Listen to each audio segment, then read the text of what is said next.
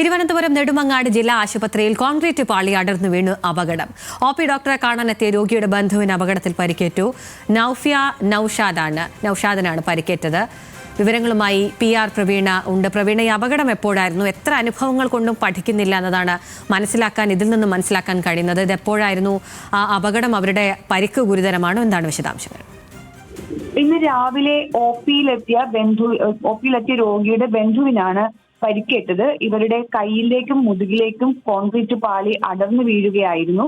PMR വിഭാഗത്തിൽ, അതായത് ഈ ഫിസിയോതെറാപ്പി അടക്കം നൽകുന്ന PMR വിഭാഗത്തിലേക്കാണ് രോഗിയുമായി ചെറുമകൾ എത്തിയത്. ആ കുട്ടിക്കാണ് 21 വയസ്സുള്ള നൌഷാദിനാണ് പരിക്കേറ്റത്. ഈ പരിക്കേറ്റതിനെ തുടർന്നുള്ള ചികിത്സകൾക്കായി ആശുപത്രിയിലെ സൗകര്യങ്ങളാണ് പിന്നീട് നമ്മൾ അറിയുമ്പോൾ ഞെട്ടുന്നത്. ഇവിടെ എക്സ്റേ മെഷീൻ പോലും പ്രവർത്തിക്കുന്നുണ്ടായിരുന്നില്ല.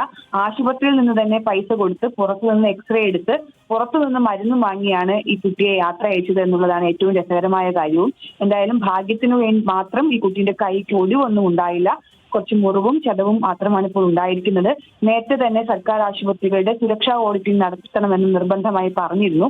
കോട്ടയത്തെ സംഭവത്തെ തുടർന്നായിരുന്നു ഇത് നിർദ്ദേശം നൽകിയിരുന്നത്. എന്നാൽ ഇത് എത്രത്തോളം കാര്യക്ഷമമായി നടക്കുന്നില്ല എന്നുള്ളതിന്റെ തെളിവ് കൂടിയാണ് ഇപ്പോൾ ഈ സംഭവവും നമ്മെ ബോധ്യപ്പെടുത്തുന്നത്.